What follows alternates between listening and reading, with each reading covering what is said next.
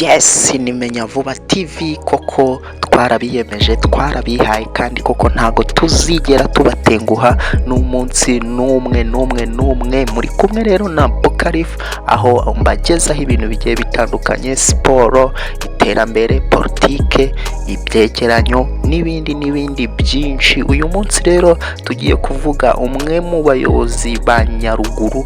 Rwose birababaje, biteye isoni guhabwa inshingano cyangwa se ukizerwa, ugatorerwa cyangwa se bakaguhitamo mu bantu benshi ukaba umuyobozi, bikarangira ukoze ibintu rwose bidakwiriye. Aho umuyobozi mu karere ka Nyaruguru avugwaho amanyanga atuma yimurirwa ahantu hatandukanye. Umuyobozi ushinzwe ubuhinzi n'ubworozi mu murenge wa Ruheru mu karere ka Nyaruguru, Mbonyumuvunyi Gratien avugwaho kwimurirwa aho gukorera bitewe n'amanyanga yamuranze yo kurya ibyagenewe abaturage muri izi nshingano. Birababaje ibintu bigenewe abaturage umuyobozi akabirya, biba biteye isoni. Uyu muyobozi yatawe muri yombi kuri uyu wa 6 Gicurasi 2020 akekwaho kunyereza imbuto z'ibirayi, ifumbire ndetse n'ishwagara, afatanyije na bamwe mu bacuruzi asanzwe abigurisha.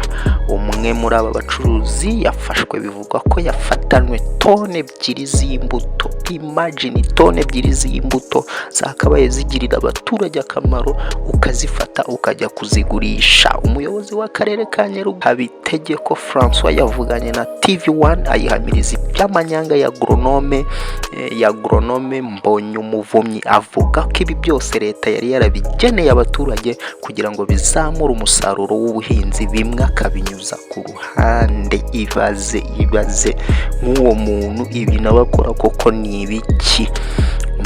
Uyu muyobozi ubacumbikiye kuri sitasiyo ya RIB mu murenge wa Kibeho mu karere ka aka karere, nyuma yo kubazwa kubura amakuru aturuka mu karere ka Nyaruguru. Avuga ko ubwa mbere uyu muyobozi yatawe muri yombi afite inshingano nk'izi mu murenge wa Ngoma uri muri ako karere.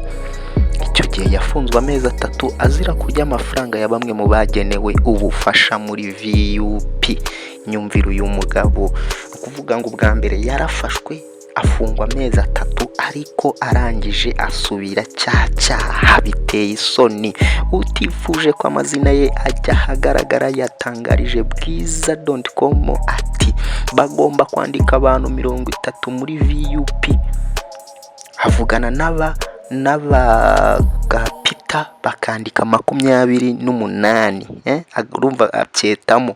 Bamufunze amezi 3 ubwo agronome Mbonyumuvunyi yari amaze gufungurwa, ngo nibwo yimuriwe mu murenge wa Ruheru mu buryo bwitwa mutation disciplinaire, cyangwa se iyimurwa riterwa n'imyitwarire mibi.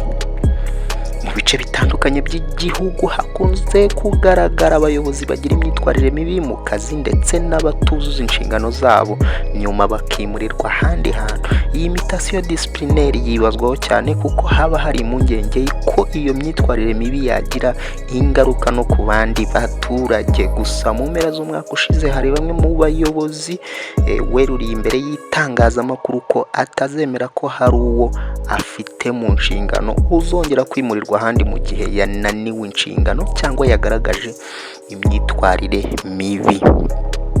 Ngaho nguko rero ukashyirwa mu bintu cyangwa se ukagirwa umuyobozi, ugahabwa inshingano zo kwita ku baturage, ariko bikarangira utangiye kujya ufata ibigenewe abaturage ukabijyana. Iyo myitwarire ikwiye kunengwa ewana, kuva hasi kugera hejuru bikwiye kunengwa. Ntago bikwiriye kurya ibyagenewe abaturage. Nimenya vuba TV rero aho koko tugezaho ibintu bigiye bitandukanye tunanenga abayobozi nk'abo bakora ibintu bidakwiriye. Kumwe na Bokarif, ikintu nakubwira aho uri hose utarakora subscribe urimo uracikanwa n'ibyiza rwose. Kora subscribe, kore no kunzogera iri ku ruhande kugira ngo utazajya ucikwa n'ibyiza bica no kuri Menya Vuba umunsi ku munsi. Reka tubonane ubutaha.